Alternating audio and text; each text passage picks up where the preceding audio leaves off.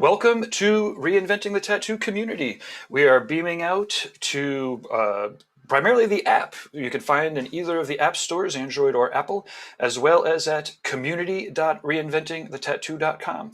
If this is working for you, please let us know in the chat rooms so that when we do our testing, we can make sure. And this stream is with Brad Wooten, and he's going to be demonstrating he's going to be doing an art jam, and he's going to be using his Tattoo Smart tool, Cybernetics. He's going to tell you exactly what it's named, and it's awesome. But you can beam in and create art, whatever the fuck you want. This is an open art jam, and if you would like to join us on the Zoom, then go to that app, to go to the community, and the events folder. Actually, I could show you on a screenshot here. So this is the Reinvented Community. This is where artists come to inspire each other, and it's pretty awesome. There's like no politics, no food or pet pictures. It's all about art, inspiring each other. There are 5 to 7 live streams a week, and if you get to the community and click this very first link here is events, then you will see all the different events that we have coming up, as well as right here, we've got the watch show, but you don't want to do that. You want to click on the artist zoom in, and we can't pass this link out to the Facebooks or to the YouTubes, because then spammers get a hold of it and they ruin the whole thing. So if you head on over to the community and click on that button, then you will join us. We have a whole mess of other streams coming up. I want to tell you about them as I'm checking to make sure this is working, although it's hard to do a couple things at once. So other upcoming events. We have tomorrow at noon, on Wednesday at noon, Tattoo Now, that's me. I'm going to be going through a business plan outline and a business Q&A session, and in anticipation of relaunching a whole series of business webinars via Reinventing the Tattoo. It'll be called Reinventing the Tattoo Business. At 8 o'clock on Wednesday, we have Live in the Castro with Haley Adams and Brittany Abed. It's amazing stories of the LGBTQ plus, people of color, all sorts of interviews with people that you might not have had the chance to hear their stories before. And I know personally I'm having an awesome time listening in and checking it out there. They're just an amazing set of stories with trans people, lesbian people, all sorts of awesome people. Live in the Castro happens once a month. It's happening this Wednesday, 8 o'clock with Haley Adams. Every Thursday at 12 noon, we've got the Tattoo Collecting Podcast with Fawn Baker and Jordan Ruckus. They interview amazing tattoo collectors. It's great for both even tattoo newbies to hear the point of view of tattoo collectors, also tattooers to get to hear interviews with other great tattoo collectors. That's noon every Thursday, and they have like 24, 25 episodes already up. Tattoocollecting.com, I believe. Every Sunday at 1 o'clock, we have a Reinventing Drawing Group with Jason Lesser. They're pretty awesome. Everybody, again, beams in, and we're drawing. We have them Monday morning at 9 o'clock Eastern. This is Monday morning if you're on the East Coast. We have people beaming in from California and Oregon. It's like 6 in the morning there. It's crazy. Europe has a really easy time, 9 o'clock Monday mornings. Anyways, with Jake Meeks from the Fireside Tattoo Network. He's awesome. He's got a great YouTube channel. You definitely need to check that out. This Monday, this 22nd, there's a live paint jam with Renee Little. Even though there's pretty birds pictured here, I believe it's going to be octopus or aquatic themed for the next couple of series that she does. And yeah, they happen, I think, the first Monday and the last Monday of the month. Well, one way or another, it's happening this Monday, the 22nd. And then every Monday at 9 o'clock is the Reinventing the Tattoo subscribers group, which is, we'll talk a little bit more about that later. Let's see, Tuesdays at 10 o'clock, we have the How to Build a Paul Rogers Style Prefab Tattoo Machine. This is a series of 8 webinars. If you're not, no matter when you're watching this, you could catch up on the replays. And the 8 webinars, Tony is literally building by hand a tattoo machine. It's out of control awesome to watch. And he gives you the ingredient list, and if you take the course, you're going to be building your own tattoo machine along with him. Reinventingthetattoo.com/build a tattoo machine. And then, yeah, this schedule, we have all sorts of stuff. Let's see, the first Wednesday of the month, we've got art jams in Italian. So if you're speaking English as your second language and Italian as your first, or if you're trying to learn Italian, then the Wednesdays are great. It's amazing artists hosted by Stefano Fabriti. Let's see, other special events. I don't know. Just check out the event schedule. There's tons of awesome events coming up. You could catch all of the replays here in the library. And this video library here will contain all of the previous replays since we've been in this new community, and then a whole bunch from the previous years. But yeah, we have the Reinventing the Tattoo podcast, Gunnar and Travis Louis talking art with Guy Aitchison. We've got a couple of the machine builders panel in the first interview with Tony about his seminar. Russ Abbott and Guy talked about tattoo design. Brad was actually demoing his software there a little bit. It's amazing the amount of replays that we have here are just really out of control. Oh, on Mondays we have Let's Talk Tattoo with Mark from Needle Jig, the history of tattoo conventions, where Alex Van Dutch from World Tattoo Events is interviewing awesome tattoo convention promoters from Nepal, Italy, Derb from here, Kim from Brussels. They're pretty sick, and if you're missing tattoo conventions like we all are, they're really awesome to check out. We've got some Drunk Critique replays. This is the Castro replay. It's pretty out of control. And yeah, so if you want to, please definitely check it out. Our featured member of the week, of the day, of the month, who knows, our featured member for this episode is Schmack Tattoo. And they've got some serious realistic 3D tattoos. And yeah, he's been contributing pretty awesomely and is actually looking into potentially getting a visa to travel the States. So if you're interested in this style of work, or you have a tattoo shop that might be interested in having him as a guest, then yeah, look him up. I want to blast our sponsors real quick before we get started. I know I'm yabbering on a little bit, but we want to thank Inkjet Stencils for making all of these streams free to everybody. And if you are looking to get a sample, they have a way to get free inkjet stencils. So if you treat 5 of your pictures and then send them to the inkjet stencils, I believe your emails at let's get the email here. It's inkjetstencils@gmail.com, and this is the way that you treat the pictures to send to them. They'll send you 5 samples, so you could try it out before you even before you buy the printer and everything. A lot of shops and a lot of artists are really digging this setup, so it's definitely something we're happy to be plugging. And we do also have a full digital editing for Inkjet Stencils webinar here, so you can check that out. Another sponsor that we have is Loose Screw Tattoo. Wicked excited. Jesse Smith's awesome. He's an amazing artist, an amazing shop owner, awesome entrepreneur. And he has an opening for a full-time resident. I am pulling up the help wanted here on my phone real quick because it's awesome. He has got, here we go. Sorry, give me 2 seconds here. I apologize. But it is an amazing opportunity. So Loose Screw Tattoo, it's in Richmond, Virginia. He's looking for a resident. They are wicked busy. So, you know, if you're willing to do great tattoos, they've got them for you. Okay, here's the help wanted ad. We are looking for an artist who is motivated, diverse, and capable of doing both color and black and gray tattoos. All supplies are covered with health, dental, paid vacation, 401k options. When they got shut down, everyone went right on unemployment. Yeah, it's fucking amazing. This is perfect for someone who is looking to build a solid foundation as an artist. Other keywords to sprinkle throughout this sentence are busy shop. It's a wicked busy shop full of awesome tattooers with a good attitude. You also have to have a good attitude and be eager to learn. If you let them know that you found out about the job opening or the guest spot here on Reinventing the Tattoo, then you're already a leg up because you clearly want to learn and are hanging with good company. Okay. Oh, courses.reinventingthetattoo.com or reinventing. Oh, well, here we go. Courses.reinventingthetattoo.com is how we actually make a living here. This is Guy Aitchison's Canon.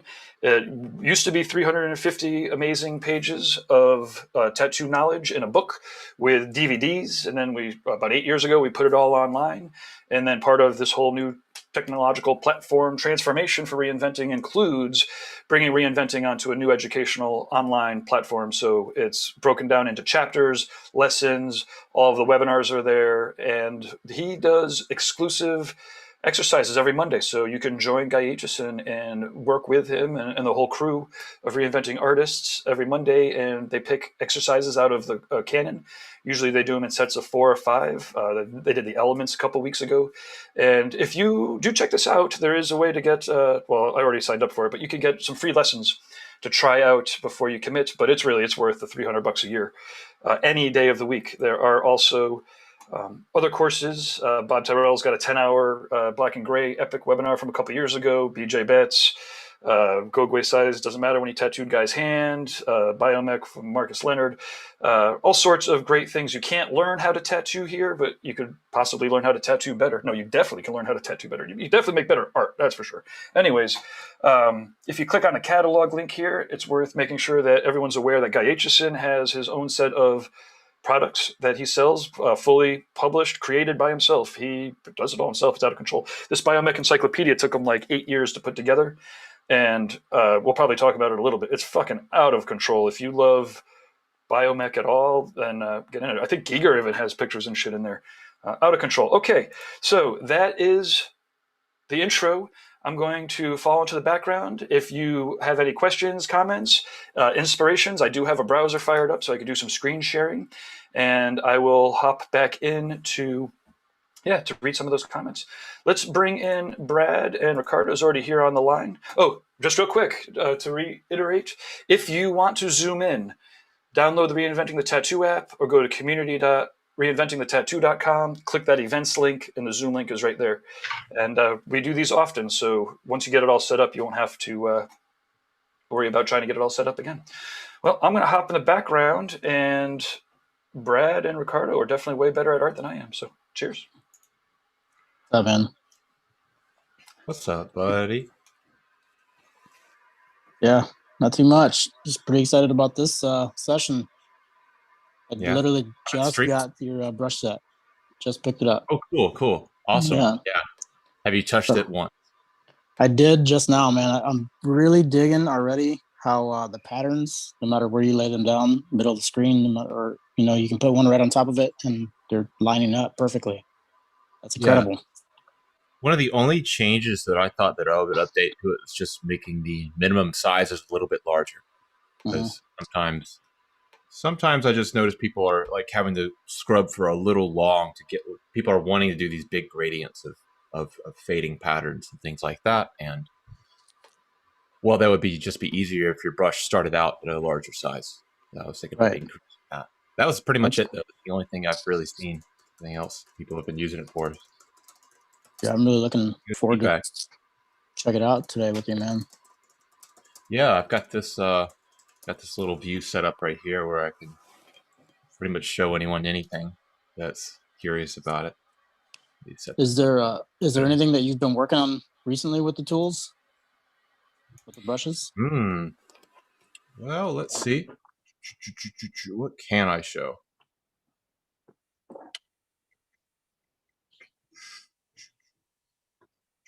What's up, Ethan? What's up, man? Some of these now. Hello.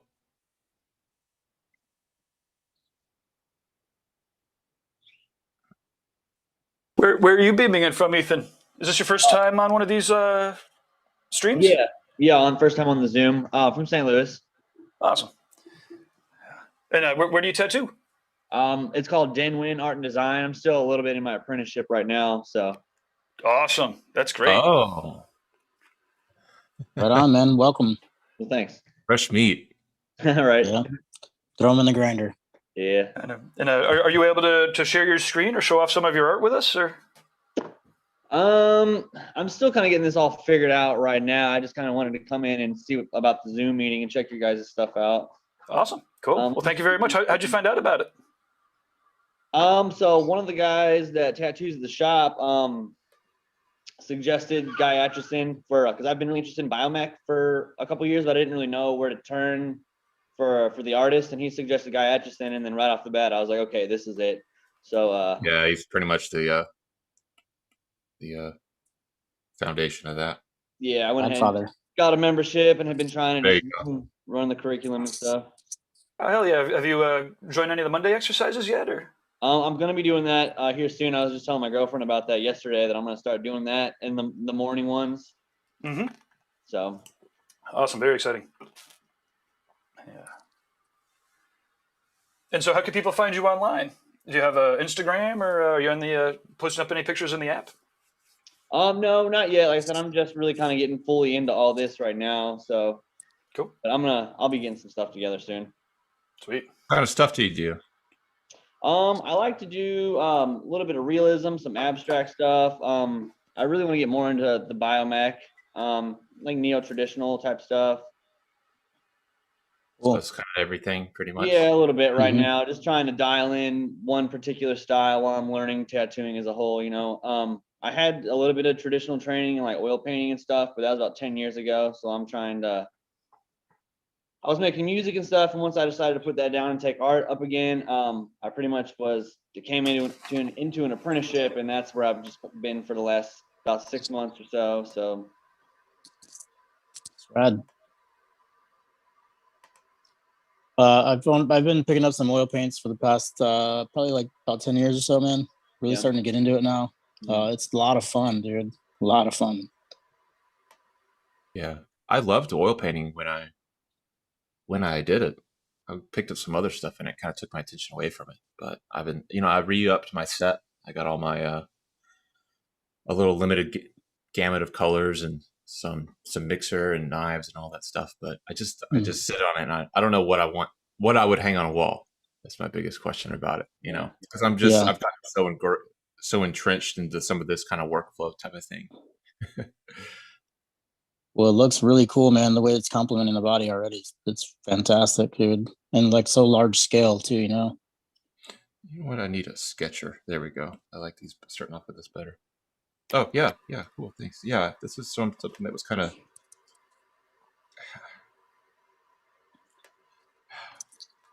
the hardest parts for me is figuring out how to make something feel complete without overdoing it. So I Yeah. really like the simplicity of what's going on with this right now. It just needs that a little bit of like fine grain touch to it that's what takes me the like 9 hours on something. Like I'll get started with something cool in the first 10 minutes, and then for the next 9 hours, I'm just trying to make it pass for like I spent some time on it. Mhm.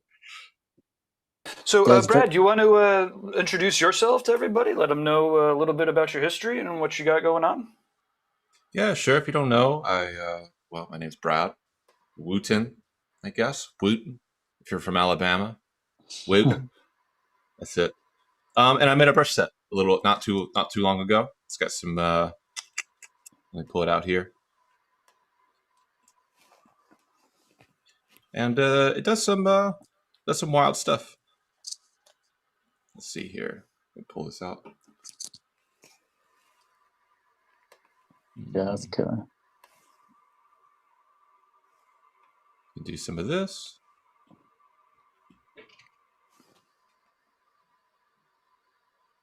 Some of that. Crazy. Maybe pull out the dots over here.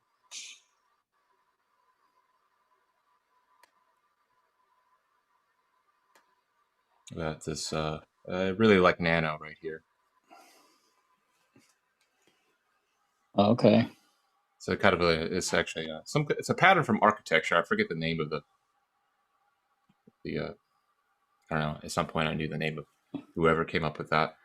Yeah. That's just so sick. So you like have all of the different brushes hitting on all the different like the same kind of points, right? That's a Yeah, for the isometric set at least. If I go to go to the cube form of this too, and it's also doing the same thing here. Yeah, there we go. You can sit down there and picking it up till it gets to whatever point that you like it at. But I mostly, that was just kind of something that I stumbled into as I started making it. But as far as for filling up these kind of pattern areas like this, the more complex things, I tend to use these as more like flat, constantly width changing patterns inside of bigger areas like this, and just kind of keep it really simple. And then the other way that I do things is more in this kind of way, where you can take images and manipulate them and keep everything separate. You see this the sort of value structure that's stuck in there is separated from the sort of the grain pattern of what's happening. So you can really draw any kind of image and then apply these sorts of effects to it, and you get this is something that's in the tutorials that I play around a lot with. That's cool. A couple things here.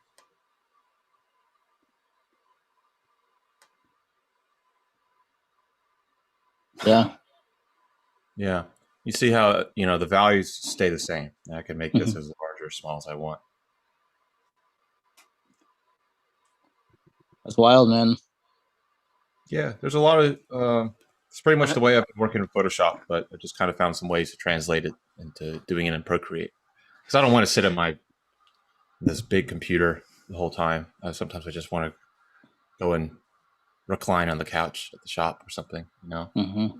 So fuck it, create it. Yeah. Yeah. How long did it take you to develop the set? And is there like programming involved, or is it more like manipulating of the? Well, what I had to do was I had to go onto. I actually had to create the grain pattern in the brushes in Illustrator, and then I had to run them through Photoshop and kind of rearrange them and stack them in different ways, and then I exported it from Photoshop out into Procreate, where I could actually use it in the set. But I had to create these sort of perfect gradients down in this. If you see this grain source right here, what's in that? What you see in that window is actually a softer version than what you actually get in the end. In the end result here, which is because of the hard mix blending mode, which is something that I've found so useful since I learned, at least, how you can use it with black and white. I actually just recently started doing some things with Photoshop on it that Cool. falling back into using it with Photoshop. It's been really fun. Now, Brad, I have a question for you. A lot of your tattoos, do you go with this kind of geometric patterns in a lot of your designs and a lot of your tattoo art? A lot of tattoos you do? A lot of tattoos that I do, like here's one that I ended up doing. This is just the digital design of it. Where are you? Here he is. Killer. This one that I ended up tattooing, and it looks almost exactly like this. I used the brush set in this the part that's like coming down across the top of the arm right up there, but I just hand drew the rest of it in there once he actually came in. Yeah. These days I try and design, if I have to stencil something, I'm going to put it in a place where I can have a little bit more flexibility to stencil. I don't want to like stencil from the back of the arm all the way around to the front of the arm and try and navigate the way the folds and sometimes I've tried to take stencils from the top of the shoulder here, and I end up with like this circular. Come on, get out of here. It's not cooperating. No. Yeah, I do a lots of. I used to do this a lot where I would have someone's arm, and someone's arm here in real life, and then I would draw onto it with markers, and then I would actually contact paper, and you would actually like peel it off of their arm here. So it's not like the saran wrap where some people put like plastic wrap over top of it and then they come back with markers again over top of that. It's just really, really sticky. It's called contact paper. You can put it like in the bottom of drawers. You can pull it off and put it on a white sheet of paper and mount it. But every time I try and come up around the ball of the shoulder right here, I end up with something that's has a cut like that in it. And you eventually have to bring these back together again. Sort of when you stencil it, So a full design. If there's a face on it right here, you'd end up with the face split right over here. Yeah. For the way that it sort of makes this cone shape around the shoulder there. And man, screw that. Like I can't. Yeah. I've tried for so long. In my first year of tattooing, I believe I was trying to find this sort of like a universal map, something that I could kind of draw onto and like just perfectly let it melt into a person's arm like it always belonged there. But you can't really do that. So I started drawing directly onto people and then pulling it off. So you kind of have a sort of, it's kind of like a half map, half design, but then you're sort of stuck with that kind of design that you just kind of drew onto them in that moment, Right. Days I just take photos of people and do a new design for each angle, Yeah. So it sounds like the tools that you're using like helps out exponentially with the time that you're putting into it, because it kind of helps you take your image or the idea that you have in your head and kind of be able to put it down a little bit faster, a little bit more fluid. Yeah. Well, at least when it comes to this set, at least, like I want to do lots of parallel, like regular parallel lines and big swaths of grays going through it. And that just saves me so much time. Yeah. To be able to lay those out there like that and adjust the curve how I want it and adjust the density of those lines too. That's Yeah. that's something that you can't just draw all those in there and be like, oh well, these look a little spaced out. You know, then Yeah. you have to erase all those and take all the time to get all those lines straight once again. Yep. It's like it almost takes a full day of just drawing on them and kind of working out the problems together and everything like that. And this kind of cuts all that down out of the equation entirely. So it's awesome. Yeah, you're breaking up a little bit, but I did hear that though. Well, I what was am I? talking about just like the amount of time that it takes that you're able to take. You cut all that stuff out. You know what I mean? All that time, like it almost takes a full day just to sit down with somebody and draw a lot of those things on and make all the corrections and stuff like that along the way. But this is just eliminating that process and almost entirely. So Yeah, it gives you a really high ceiling for how complex you can get because you can do so much more in the amount of time that you have to draw on your yeah, piece. right. Yeah, that's cool. What's that saying? Is the necessity is the mother of all invention or something like that? Or sounds like Yeah, sounds like you took that and just made it, man. It's awesome. yeah. A lot of times I end up. Let me pull up Photoshop here. I don't want to start. I don't want to get it deep into Photoshop. That might be dangerous. But yeah, a lot of I kind of end up inventing like little. I'm not inventing anything here. I'm just using the program, but I make little ecosystems sort of for me to draw inside of. Yeah. Like I'll let's see here. Here is which one do I want to pull up? I'll just come back into here. Got some photos of clients in here. It's kind of dangerous to be like hovering my finger around them. Right. I don't want to stream some of that stuff. But like an ecosystem where you see how it has this sort of fake tattoo pattern in here, and I can come into here and continually. Oops, let me pull this up. Yeah, you can keep that same coloration for the entire duration of like while I'm drawing on it, because I really hate drawing a tattoo design and not being able to see exactly what it's supposed to be coming out like in the most realistic. I would really prefer to actually just have their body always available there, Mm-hmm. for them to not actually be there, like Mm-hmm. my private time with the figure and all that stuff. If we can get into 3D scanning and VR drawing, we're not far away from that. I'm sure you can do it. I'm sure someone out there has some kind of body scanner. They already have them for like people that want to measure their BMI and all that stuff. Right. Yeah. Digitize their gym progress. Yeah. We'll have to get some Star Wars kind of hologram things going, man. That'd be pretty fun. Yeah, and with like all the VR stuff Yep. that they've got now, you could literally just put the headset on and be able to walk around the figure and actually draw on it that way too.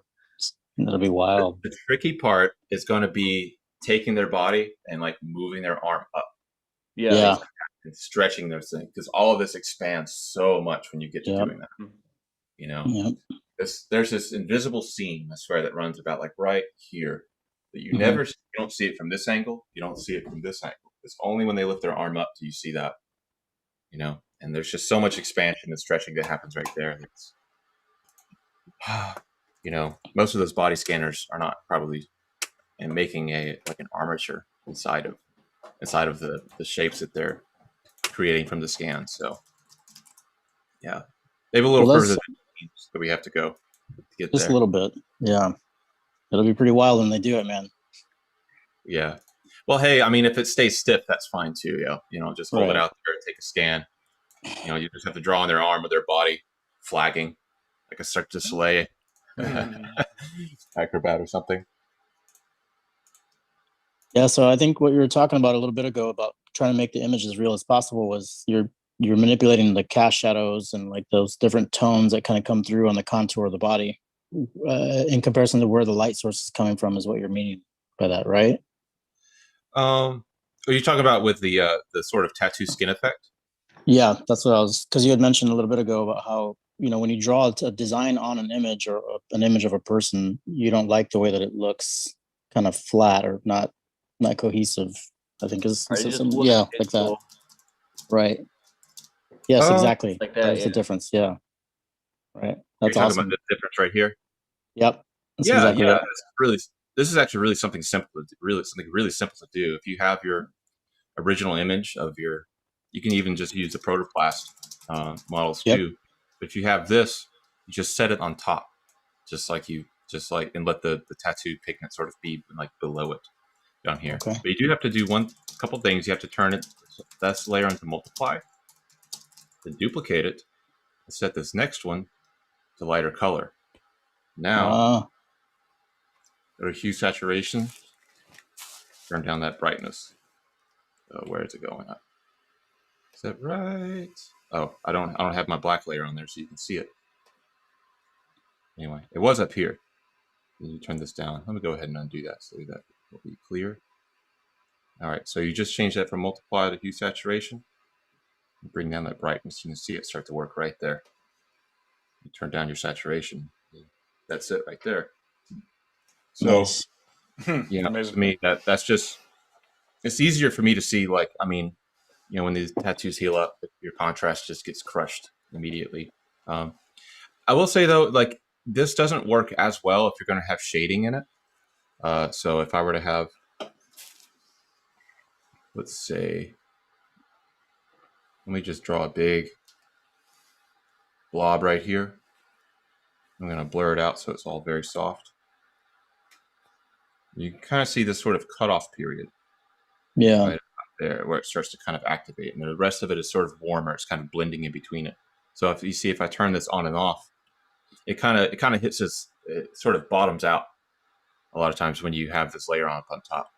So with the ways that I'm doing things, it works perfectly fine because I'm only using black, and I'm using here. Let me see here. Duplicate layer. I'm going to move it over here. I'm only using black and some grays. And a lot of times I'll just determine those grays by actually just sliding the opacity. Like this.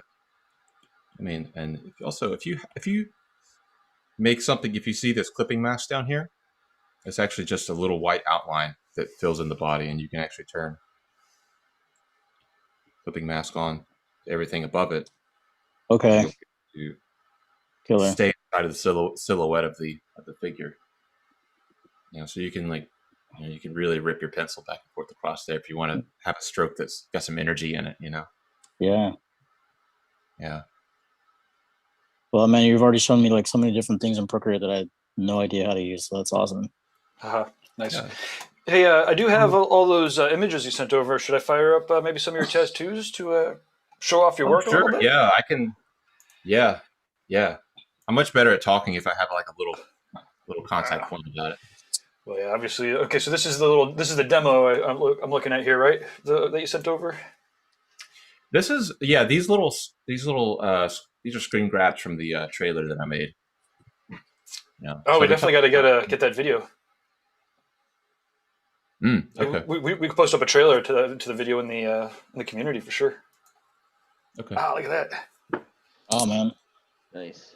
Yeah. Yeah. That one is.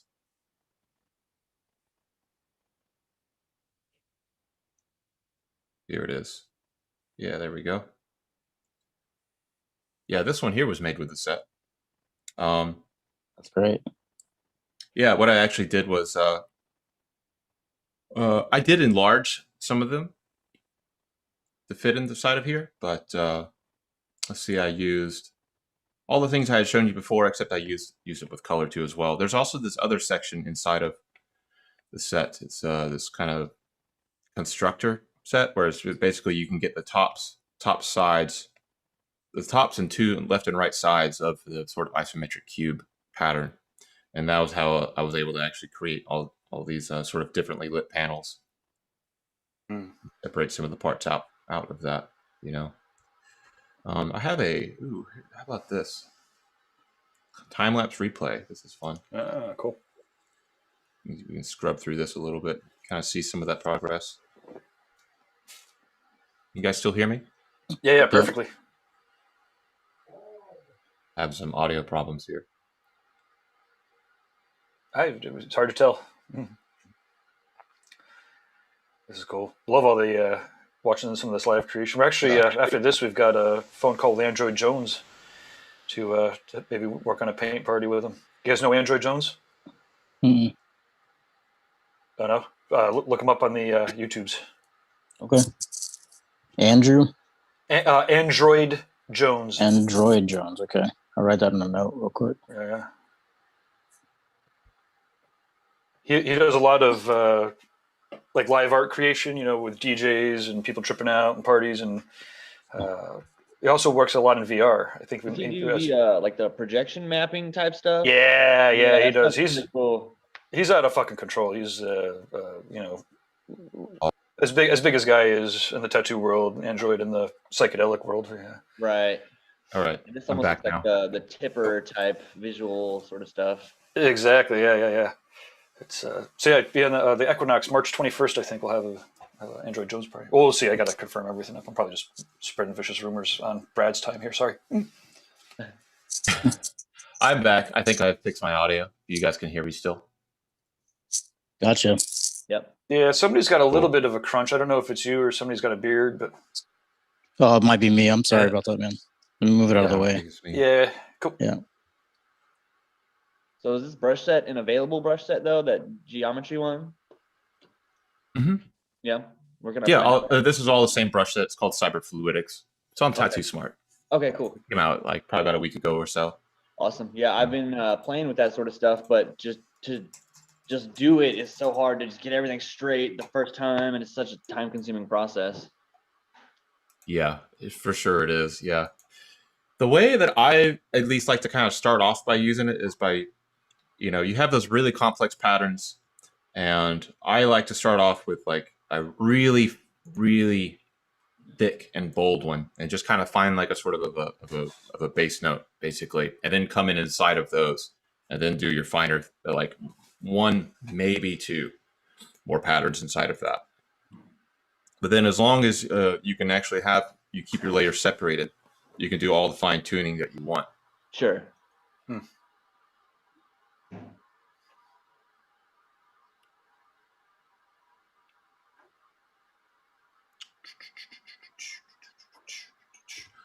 What's the things I've been working on though? Yeah, let me lately show has off been some of your Photoshop. tattoos here. I got some other some of the other slideshows, or I guess these are some of the tattoo. These are some of the tattoo designs that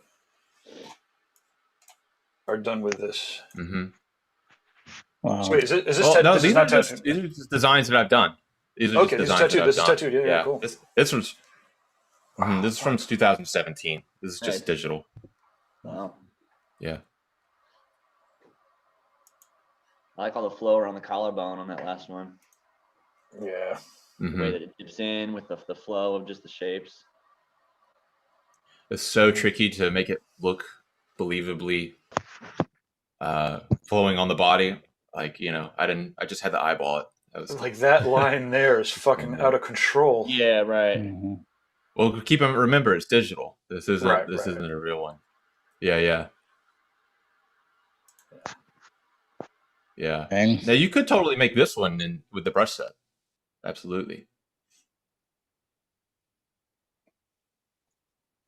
And you're tattooing stuff like this every day up in Portland? Is that where you are? You skipped over you were like, I started tattooing and then I started creating this brush set. But so let people know. So you're in Portland and you're tattooing full time and Yeah, I'm in Portland, Maine.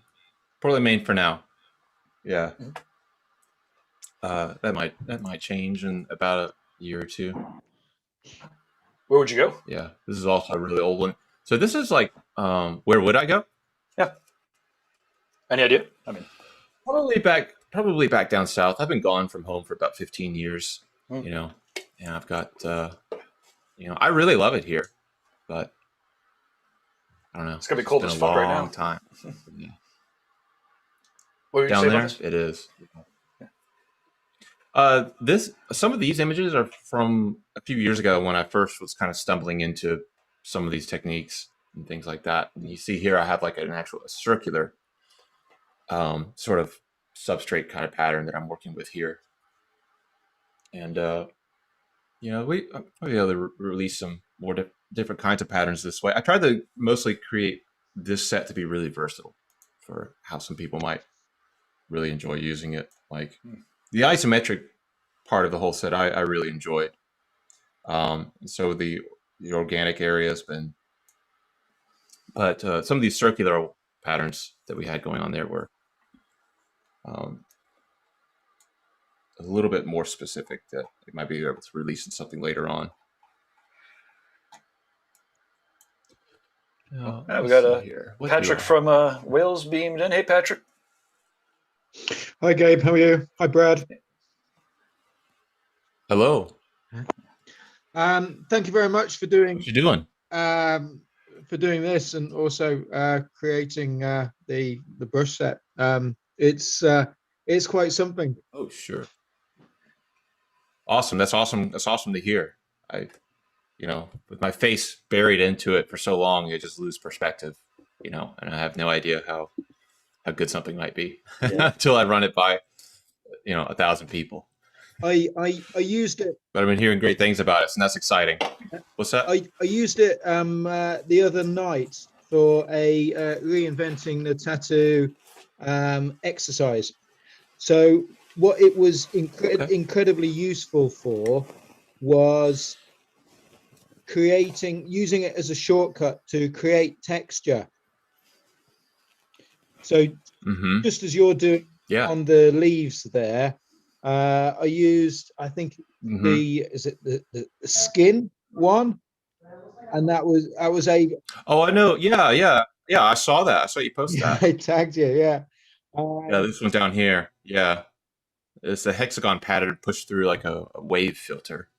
And does that? I had a bunch of other weird ones like that didn't make it in. What's that? Is that? It's hard to tell from looking at it, but is that screen orientated? Does it move with the screen? Oh, it can. You just gotta come into it like this, go to properties, and click on orient to screen right there. Okay, by default, all the brushes are set to off. That's just so it's easier to line them up. Okay. If you turn them 90 degrees, they will turn every 90 degrees with the set with the canvas. But yeah, so you can turn that switch on for any of the brushes that you want. But you just have to be careful about the next time you move it, because you probably it's about impossible to get this canvas if I line it up this way and then I move it. It's about impossible for me to get it vertically lined up the exact same way than it was before.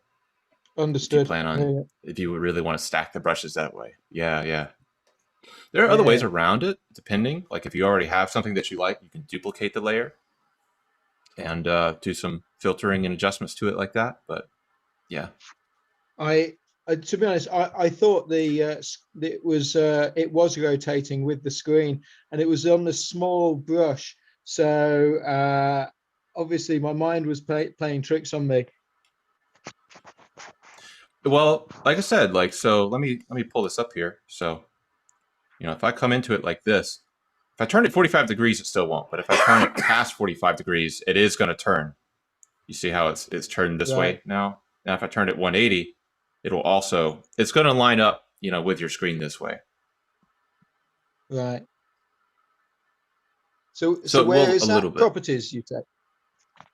It's on the properties. Yeah, you go open the brush, properties, and the second switch down right there. Yeah.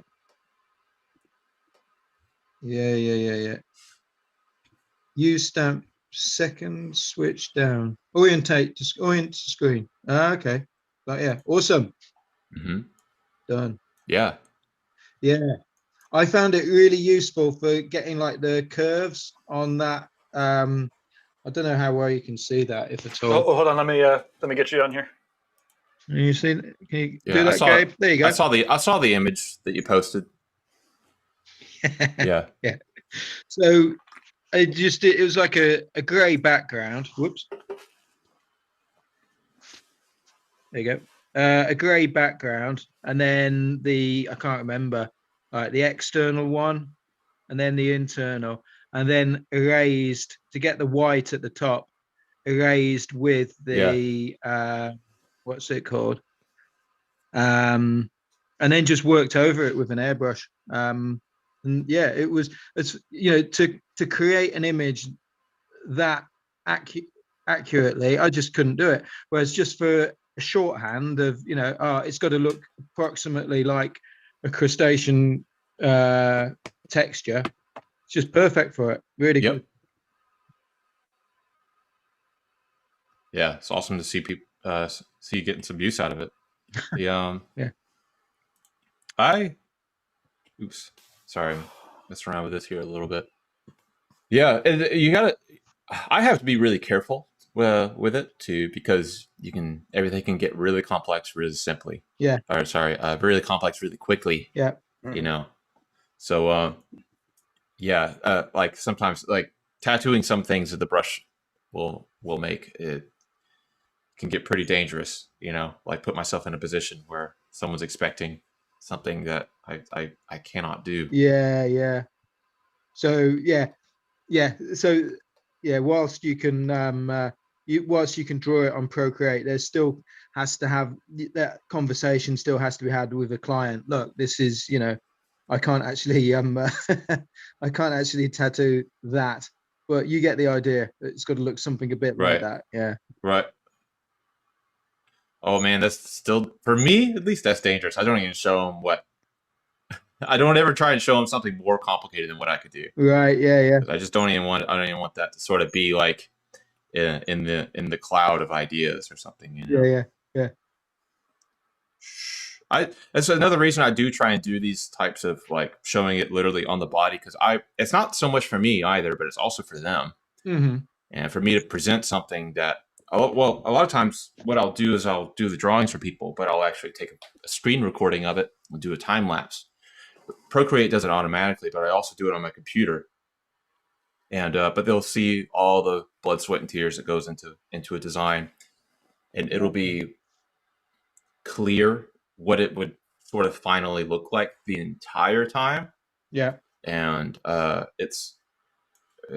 people just love it. You know, I love watching it too afterwards. If I have not worked on something in a couple of weeks and I come back to it, I kind of need to watch the video Mm-hmm. to Yeah, I sort feel of like that's definitely a find big my factor. railroad tracks again. Yeah. Earlier, you mentioned the Procreate, the Tattoo Smart Protoplast figures, Yep. and how you can put various bits and pieces on top of them.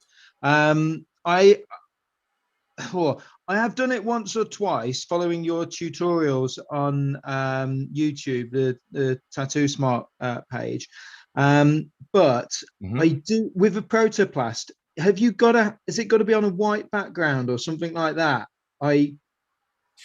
Yeah, because no Procreate brush. Well, they do actually. They do come with.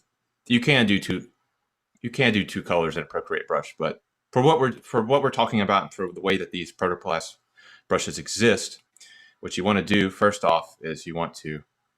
Here, I have this little shortcut on my pen. There we go. You have to fill it up with white first. Right. Then you can come in, dot it in there, and then you can. Yeah, so doing that layering technique with the skin and all that type of thing, I would have to come in here first like this, and then duplicate that, and then do all the things that I described earlier.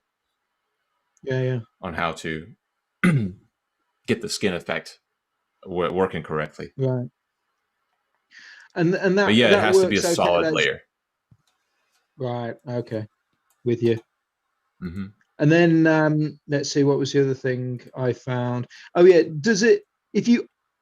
can you actually change those? Once you've made your decision with the saturation and the tones, the hues, or whatever it is, yeah, and you come out of that for the tattoo skin. On that layer, and you come out of it, and it's like you think, oh, it looks a bit green. Can you then go back in and change that, or do you have to delete that entire layer? No, I mean you can totally change it. Okay. Well, it's a yes and no answer. Right, So like okay. if you're using protoplast, you don't have to worry about color, obviously. But if you are working with something that let's see, let me pull this up. If you are working with something with color like this, see, I've already desaturated this, and I can't come back into this and resaturate it. It just does not do that. Okay. You can change the brightness still. Yeah. It still has brightness, but it has no saturation. It doesn't know what what hue to saturate it to. Because it's black and gray. What Right, but what you can't in Photoshop, you can. What you're thinking about is like what smart objects do in Photoshop, and the more you get familiar with this kind of stuff, digital artwork is so great because if you could just dream up what you want it to do, there's probably 15 different ways to do it. Yeah. And it's just about getting familiar with that and getting familiar with all the different ways that you can move through it, and that's what allows you to move so quickly through digital art. Yeah.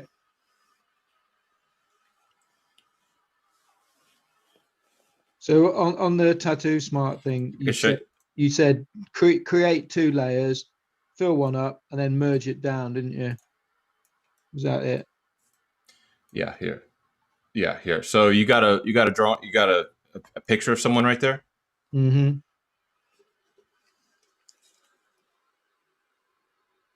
All right. So first thing I would do is I would probably make a new layer below it and make a big mark.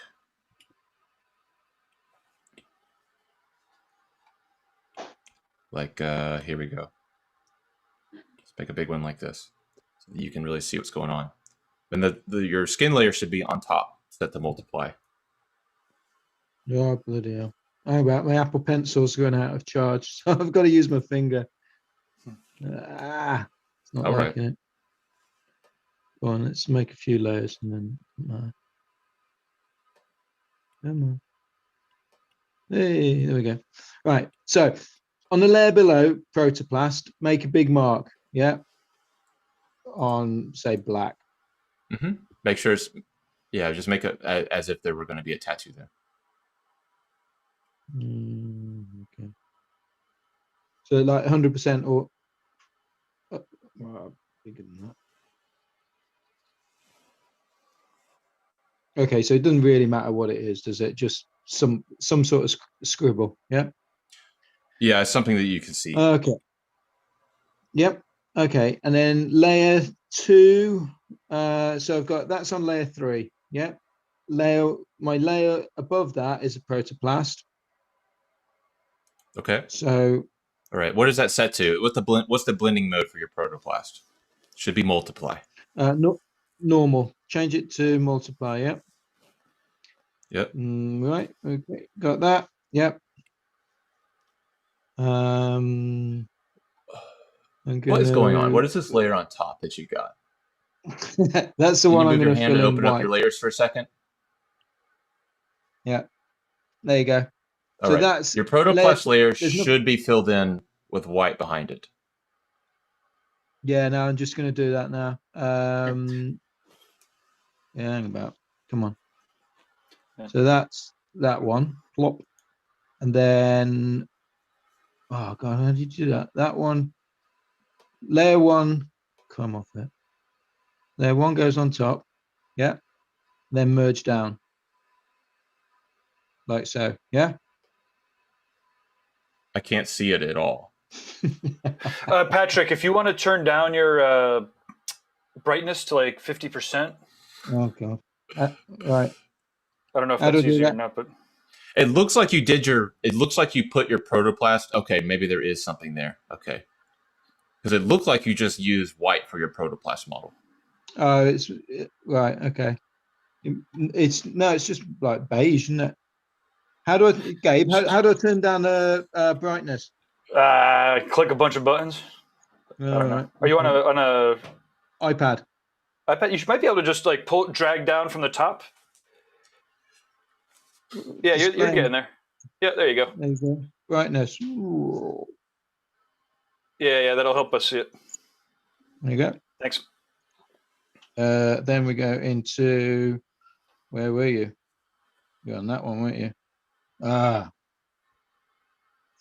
You were not drawing. I was on Procreate. Yeah, if you're drawing in Procreate. Yeah. Yeah. Right. Ta-da. Now I can see.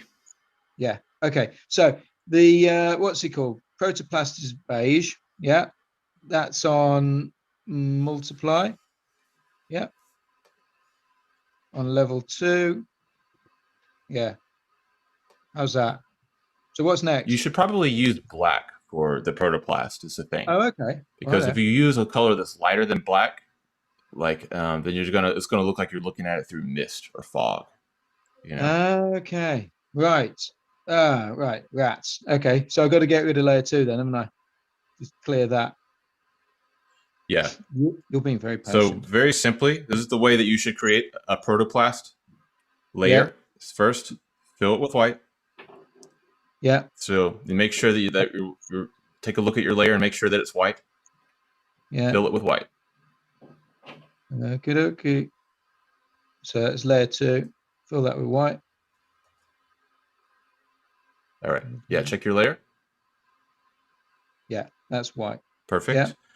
Right. Now come to your protoplast model and put one in there with black attached to it. With your black set as your color. So, okay. Yeah, with you. Yeah. Okay. Now pop it in there.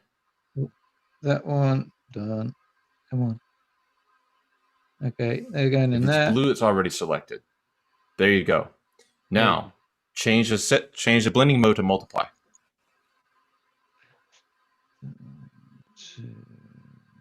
Multiply. Oh, you see, you made a new layer for that for your protoplast version. Oh yeah. Oh right. So you shouldn't. Yeah, you don't have to do that. Just merge that down. Yeah, got it now. Right. There you go. Multiply. That's what you wanted. You wanted one layer that way. Yeah. Now duplicate that and change it to lighter color. Oops. Come on. Duplicate. Change that one to lighter color. Where are we? There we are. Lighter color. Right. Okay. So that disappeared. Yeah. Now you can do the hue saturation adjustment. Which is the magic wand thing, isn't it? Hue saturation layer. That's right. And the second one down, and that's it. Okay.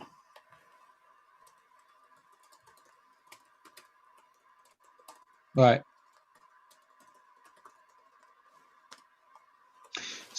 So because that's black, there's no tone in there at all, is there? There's no like skin. Tone usually means value or lightness or darkness. Okay. So are you talking about the color? Because the protoplast is gray, there's no hues in there, is there? That's right. Right. Okay. Yeah. And if you wanted to add skin tone to it, you'd probably take your original protoplast model and actually apply some solid color over top of that, you know? Okay. So set to probably a blending mode, you know? Okay, I think I've got you. Rather than using, because there's Tattoo Smart, when with protoplast, it comes with like a palette of like skin tones. Yeah. So you're saying don't necessarily use those to create the well, I would not use them on the thing itself. What I would probably do, at least myself, is Gabe, if you want to show my layers, is I would make a layer over top of your protoplast model. Yeah, got you. Yeah, here. So let me open this up. So what I'm going to do here is I have my gray protoplast right there. I'm going to make a new one. Yep. And let me go to airbrushing. That's fine. And you're going to put the skin tone in here, but now I can change the blending mode. That looks pretty good. Overlay. You know, because you don't. Here we go. Yeah. Because here's you can use the color as the brush for the protoplast model, but the thing is like it's kind of like that's not the brush itself goes from black to white, and you don't want your blacks to be lighter than black, if that makes sense. Yeah, no, with you. Yeah, but this is cool too. Anyways, if you just get used to using layers this way. Here, you know what? I don't even have to stay inside of the lines. What am I doing? Bam. You know? There you go. So that looks a little funny. Now I can come into here, decrease the saturation, change the hue a little bit, turn down the brightness, all that kind of stuff. Wow. That looks better. Yeah. You know? But even for me, maybe that the skin lightness right there is a little bit off. So let me do another layer up at the top. I'm going to change this blending mode to something that's just going to affect the highlights. Probably going to be,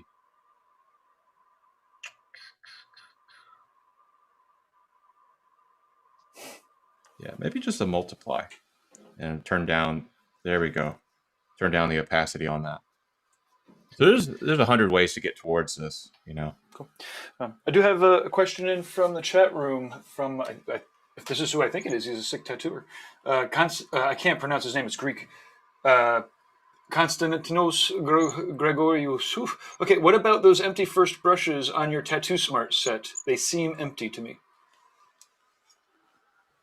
They are empty. They are not brushes. They are, here, let me pull it up. They are instructions. They are a legend key. Blue is the small size of the brush, green is medium, and red is large. And so on for the other things here. So you see here, it's like these are the small versions of Proto, these are the medium versions, these are the large versions. It's extra large just for that one. Large brushes right here. They're just a legend key. You know, I wasn't about to. I was making the set, and it just seemed useful. You know, if you didn't get it immediately upon looking at it, then I failed a little bit. Then, but there might be a translation of again, he's potentially Greek, but on the other hand, I don't know. You might have just a little like README or something with it too. That might be a good little tip to. A little what? Somehow. Like a README, or I don't know if there's a way to put in a little, like this is a key. Yeah, I think we were about to do that, and then just a bunch of last minute decisions ended up, I guess, in us not doing it, because some of the READMEs almost started to seem a little bit more complicated than this legend key was going to turn out to be. We were trying to put pictures with it to describe exactly what they do, but it's kind of like an active living kind of brush where these are stretching open and closing back up together. You see, so this is the arrow means that it's a directional variant. So for instance, like with this linear set right here, everything here is vertical, but as soon as an arrow pops up, it changes down to like it changes by 60 or 30 degrees depending on where you put 0. Say like there's a downward angle one and then an upward angle one. And those are angled into isometric. That fits in the same with the isometric grid. Inverted versions here. So anything that has like this cycle symbol up on the end of that is the grain pattern inverted. And that is useful for things like, where are we? Here we go. How about here?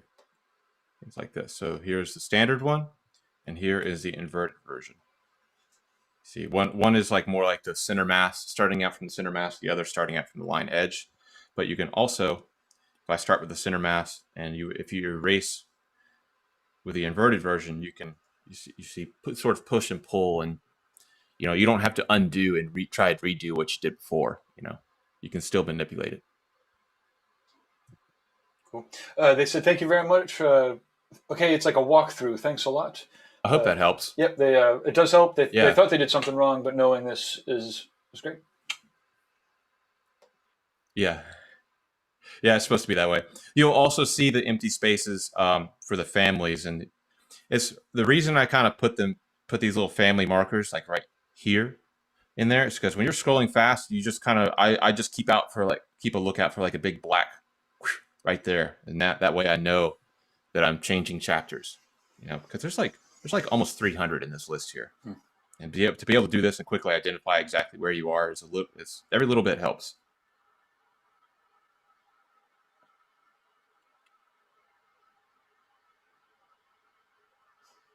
Cool.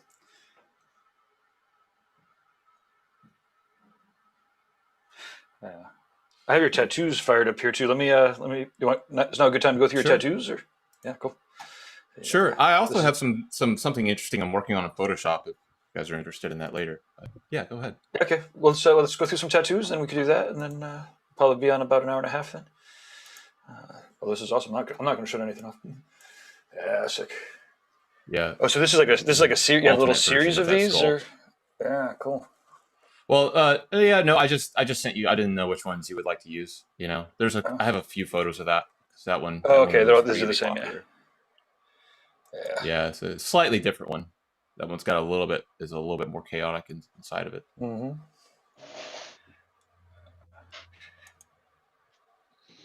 Yeah, these are all cool. Yeah, those first four are all the same tattoo. If you scroll down, you're gonna find some other stuff.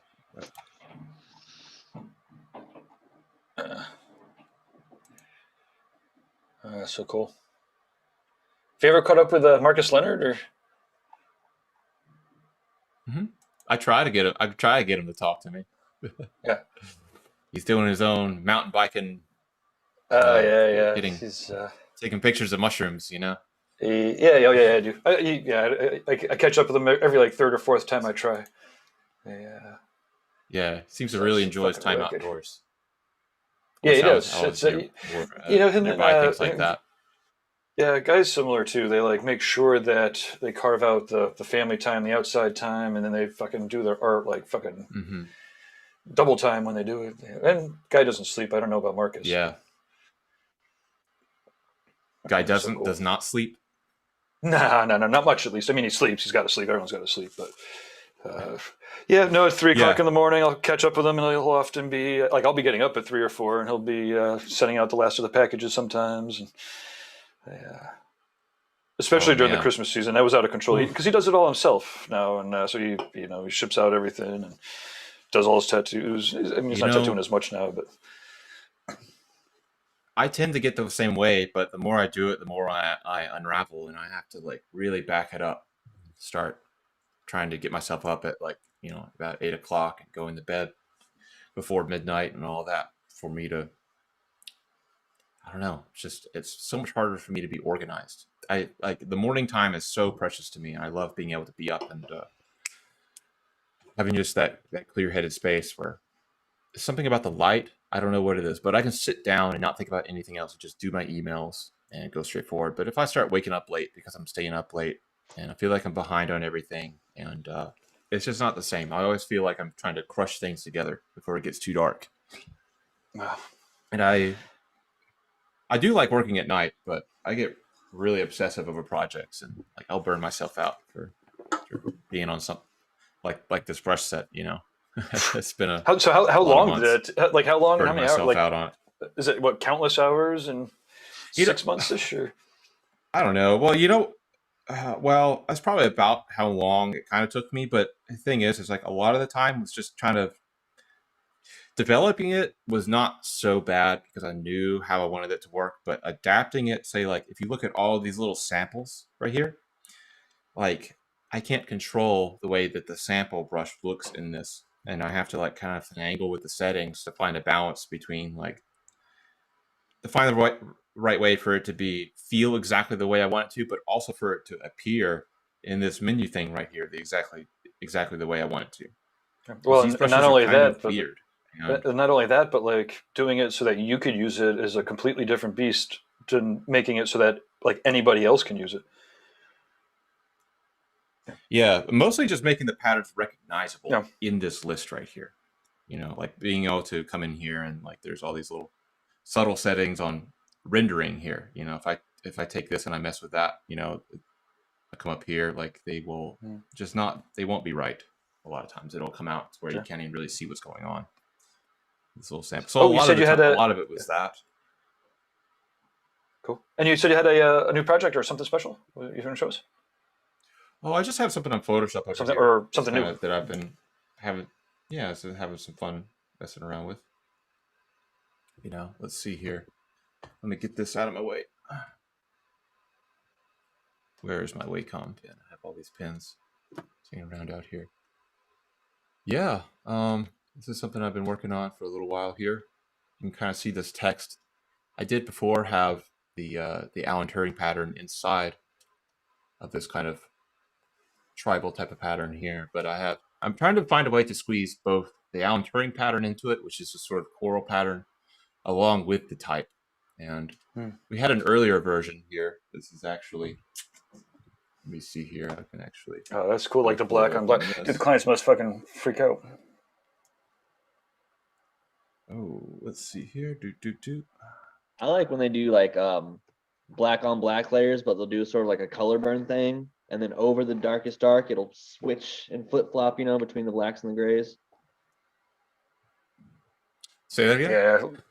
So like with this piece, the coral type design going over that real heavy stuff, I like whenever they overlap it, but they'll do sort of like a color burn situation. So it'll turn almost into white and the black is black, where the coral sort of goes over it. Mm-hmm. Like, and I think that you might even have some brushes that do something similar. Like, so it's almost like turning into the inverse when you hit the black. Yeah, exactly. And you have some brushes that you can use that will turn the pattern inverse, either with pressure sensitivity, or I've seen you do it before. So it goes from like a dodge to a burn. I mean, I'm not really sure what you guys are talking about. It's overlapping Yeah. layers of gray. Do you have where a it screen becomes we can negative see? space when they meet up, sort of thing. Gabe explained it a little bit better. Finding a So- negative space when they meet up. So Yeah. like when you turn the black pattern over the background pattern, where the background is, And you're looking at my screen right here. I'm looking at your screen, yeah. So if you take the pattern that's in the background, and then we put the black shape on top, if you the pattern in the background, if it turns the foreground, we'll just say white, so that you can see the background pattern kind of inverted in the black. So you're getting it closer now, but right? You could but, invert it that way. I was just saying that I like the way that people build up multiple I actually- layers like that, and it's just really really intricate that way. Mm-hmm. Yeah, it can get dangerously Yeah, right. intricate for sure. It's Especially with those you'll find yourself in a stencil fine, nightmare. yeah, exactly. Just something that I enjoy. Yeah. I thought I would say. I wouldn't see I wouldn't see a usefulness in specifically. Let's see. Let me turn some of these layers off here, and I can make a little bit more sense here. You know, I could totally let some of that pattern bleed in through to this kind of tribal pattern that's over top. But I did actually specifically intend for this to solidify out and then actually fade out from a black Sure. into this, and then possibly doing like a sort of turning. I have this poem over here that I've been eliminating the spacing between and trying to find a really quick way to make like a almost like a block solid fill pattern, kind of like those things you see in the newspaper or books where it's like you look through it and you try and circle the words that you recognize, except there's words everywhere in it. But trying to find like a repeating sort of pattern to put the poem into as a different kind of texture inside of this. Because before I had it, where is that type? Did I delete it already? Maybe so. I think I did. Yeah, because it's not a good idea to be hanging on to all those old layers. It'll just confuse me later on.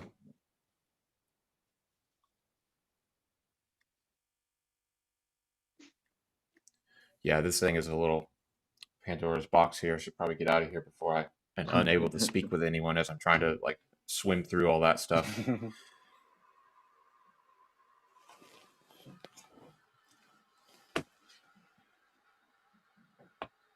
There we go. Yeah, cool.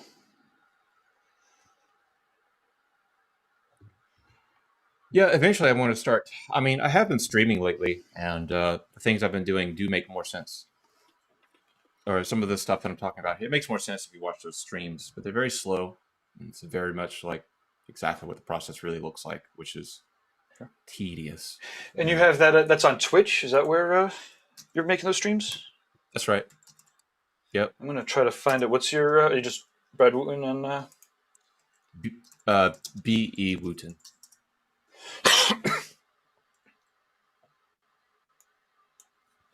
I don't know what I'm doing with it yet. You know, I do my tattoo designs, but I also like drawing dumb little characters and things like that. Just something that's the absolute opposite of all of these kind of, you know, contemporary, like abstract tattoos that are really important to people, you know, just some dumb cartoons or it's a good way to find relief from that.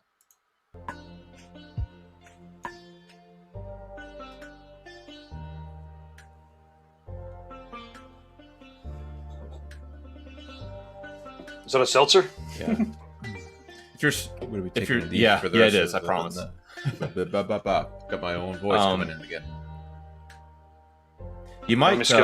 I'm not All sure right. if some of this No, music I can is talk. YouTube approved, so you might want to be careful about some of the music. Whatever. that's playing. We're on.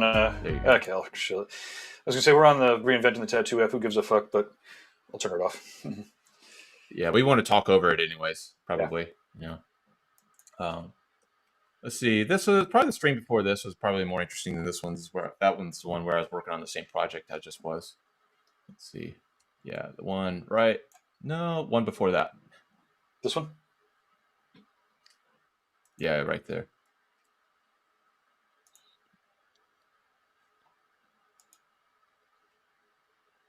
I wonder if you could play this double speed. Oh, so you got an hour and 30 minutes on this, huh? Yeah, yeah. Oh. It's That's how long it takes, eh? Yeah. So for everyone, this is on Twitch. Yeah. So if you go to Twitch and search for B.E. Wooten, Wooten.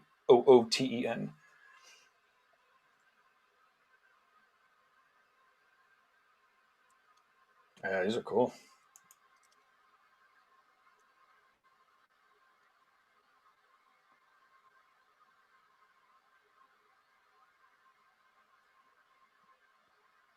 That's funny. That what's the keyboard down there? Just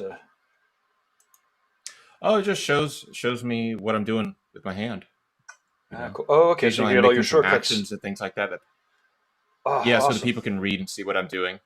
Yeah, and it's, sometimes I've seen it. People do it with the actual type. They'll actually say like Control plus S and things like that. Right. I have these dual screens, and a lot of times I really am using them, both of them, most of the time, and it fits. I have this view where it shows my whole face in there, but it's kind of cut off, top and bottom a little bit too much, and it probably switches back over to the other way here. Keep soon. the cat Yeah. around. See, here I am. I love my cat. I love my cat. It keeps me company. Because I have no idea who's watching.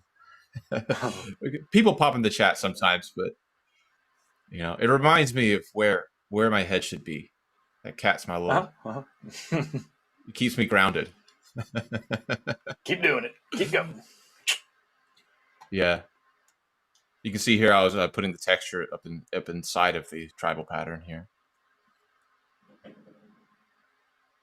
A little stretching. Do you do regular stretches when you're tattooing and designing, or is that just by accident? I've tried to remember to breathe. That's the biggest thing. Mm-hmm. So yeah, this one all the way on the left is pretty much what I was talking about before, except with the rest of the coral design still coming through on the other side. But yeah, that's like you said, a stencil nightmare. And that wouldn't be too bad. That wouldn't be too bad, I don't think. It depends on how fine you do it, because it depends. Most people can't tattoo longer than maybe 5 hours or so before some serious pain starts to set in.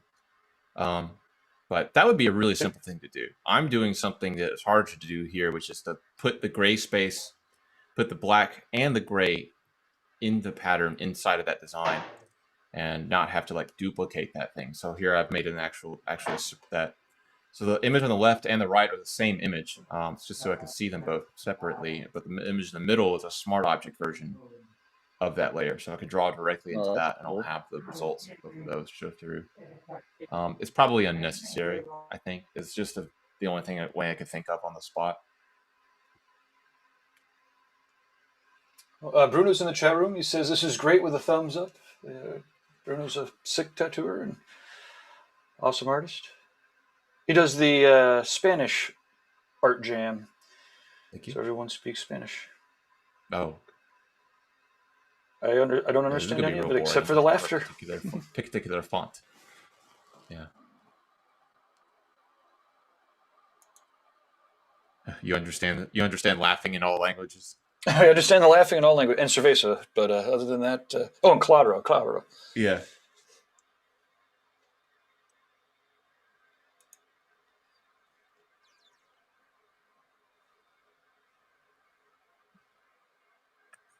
And then do you have clients that are driving in from all over the place for the shit, or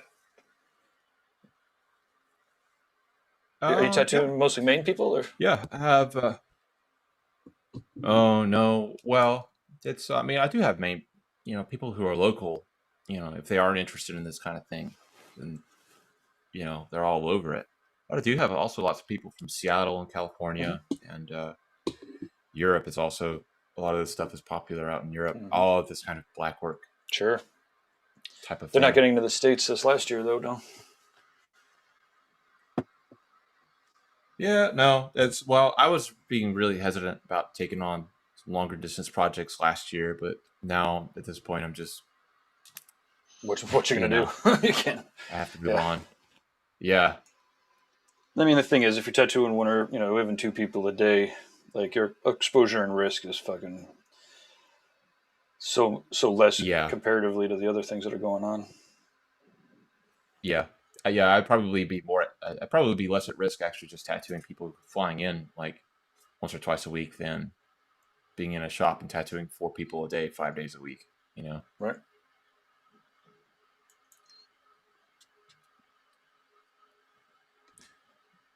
What can I work on? Oh, here we go. I've been doing some of this stuff here. Cool. So we do have people in the rooms watching and stuff, but it feels like maybe another 10 minutes or so. Does that sound good to everyone, or what are your all thoughts? That sounds fine. Oh, you didn't hear another 10 minutes? Do they just have a questions? quickie. Yeah, I've got a question. Brad, Okay. on What's up? the skull that you did the manipulation on, the one that's crikey, the one that you used for the tutorial on Tattoo Smart, the original imagery is like very, very, yeah, it's very, very softly sort of rendered, like lots of very light tones and like the gradients. Yeah, it's more like kind of like porcelain. Yeah. That was actually something that I made.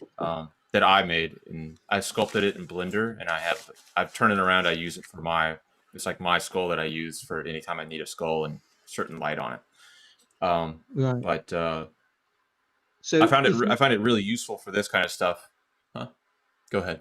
Would you have a sort of, say, for instance, if I was looking through stock photography for something to manipulate, to use those the blend layers with, what would the recommendation, the criteria, what would be a good sort of set of things to look out for that would work well? Well, generally I stay away from texture because the brush kind of the substrate pattern that the lines that come out and things like that sort of become the texture. Right. So, if you find one that's like really, really smooth or something like that, you can also do the same thing just by blurring the image of what you have, but not too much probably. Okay. What you could do is you could probably take a skull and actually use your smudge tool, and I'm going to do it with this model right here. Let me see, where's my smudge tool? This is fine, but if you wanted to like smooth out some of that detail, you can do stuff like this. You see all that hair is just disappearing right away. That'll give you something smoother to work with. Just make sure that you don't, like, if there's an important dark fold or something like that, that you don't obscure it like that. With you. Yeah, but the smoother that is, probably the better. Yeah, because that means like you don't lose the edge of a lines then, do you? Because I tried it on like quite a grainy picture, and the edges of the lines sort of followed the grain of the image as well. So okay, with you. I'll try that smooth. I'm not sure what you mean by grainy. If it's like a low quality or something like that, you always want to use higher quality. Could have been something like that. Yeah. If you have a skull that has lots of little pits and wrinkles and all this kind of stuff in it, and then you run it through that, you're gonna get an interference pattern with that. They're going to interact, and the pattern beneath is going to be probably less well adjusted. The pattern should be mostly looking at the bigger shapes of the skull. And if you have a smoother skull, where you apply a Gaussian blur to the skull is another way to do it. yeah, Yeah. get around that. Here I am again I'm doing trying to this. think of- This is what I have to do for every new drawing that I start. I'll just set this top layer to multiply. Duplicate. Let me put in some color right here, just so I can check it. And this top one, the lighter color. Hue Satch. Brightness, saturation.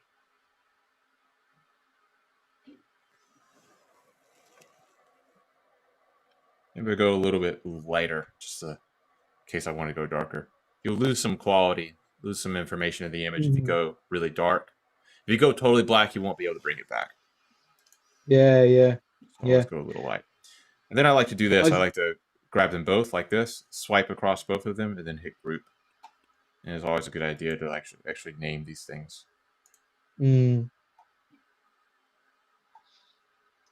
Yeah, no, I found it Skin, works. return, and then you can lock it.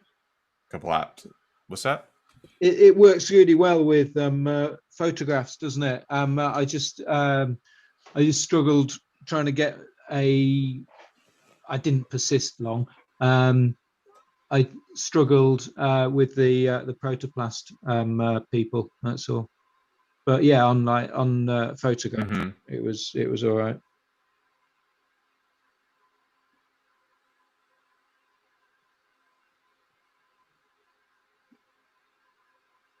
Yeah. So on this skull, Every time I do start, go ahead. so on that there, Yeah, is that a Tattoo Smart skull?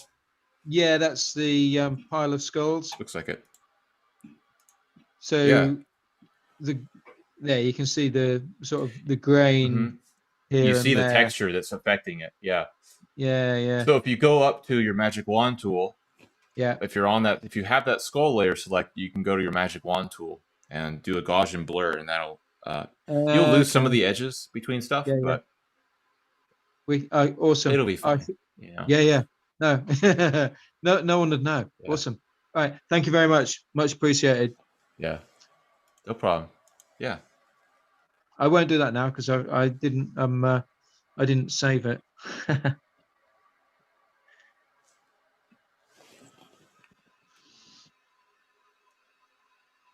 Right. Cheers, Brad. Yeah. Awesome.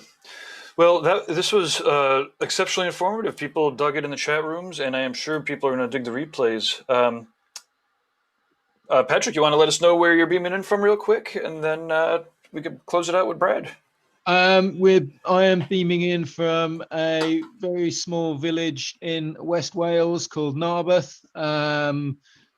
We've been in lockdown a long time, and hopefully we're going to hear something from the Welsh Assembly Government on Friday. Maybe we'll be back at work March, maybe. Yeah. So yeah. In the meantime, doing lots of the reinventing activities.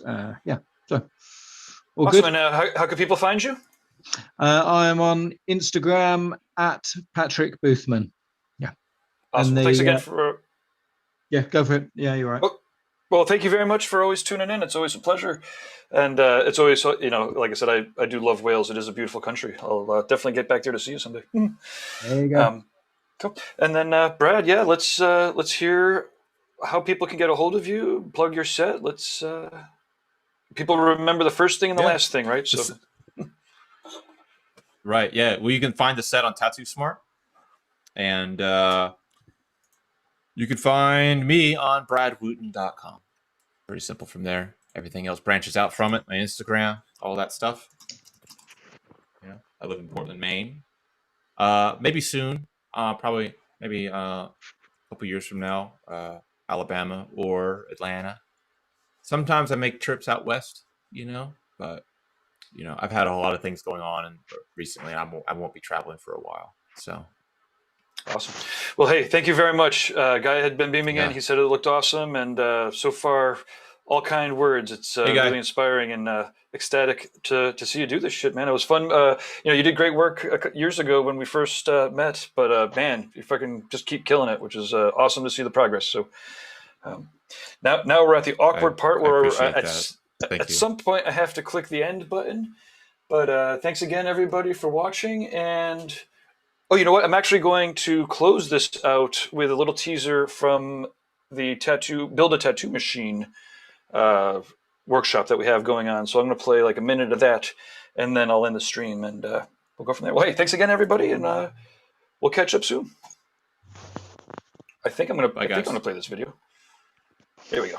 This is Tony Urbanix building a tattoo machine Paul Rogers style with fucking hand tools. He's literally using like files and shit. He's like, I'm not going to use the power tools right next to me because the whole point of this course, it's 8 weeks, 2 hours a course, and the whole point is to build it by fucking hand if you can. So anyways, check out this minute and then That's very cool. Catch up in the future. It's fucking amazing. It really is. Yeah. Okay, Yeah. There's Tony. Hey, everybody.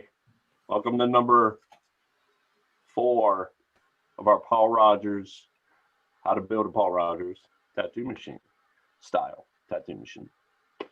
Today, we're going to be covering just a little bit of different geometry, going over the jigs, going over the assembly again. We have to finish our coil core construction. We have to finish our coil core assembly. We have to sweat braze our collet into the frame, which will hold our tube. We cut that out last week. We cut our cores out last week. We did not make an A-bar yet. We're going to do that today. And we're going to get started. I'm going to show you some stuff. Still working on the plans for our little bench jig here. Very important, especially when we're sweating together our collet into our machine, setting our geometry. This is a shader geometry setup. So last week, we cut our side plate, we cut our base plate, we cut our spring shelf, we fabricated a jig, we assembled the jig, we drilled, tapped, and screwed. Might be too close. Drilled, tapped, and screwed our pieces together. Then I told you all at the end of the lesson to go ahead and finish it out and cut it down. I cut mine down to use the rear horizontal binding post. And actually, we'll talk about binding posts if we get time later. They're a pretty quick thing, binding post and contact screws. During the week, I actually completed the T-Cat frame. It's the same type of build. Again, using all the same geometry, just a different, a little weirder geometry on this one. It's a little more snubby, compact, as you can see. But it's the same deal. Same side plate, same base plate, same spring shelf. Same deal. It's just aesthetically, it's different. Cool. Well, that's the Build a Tattoo Machine workshop. That's it's happening live. The last couple are happening live now, but you can always catch the replay. And yeah, thanks again, Brad. Tattoo Smart and what is it exactly called? Cyber Cyber fluidics. Cyber fluidics, and it's we got some of the pads.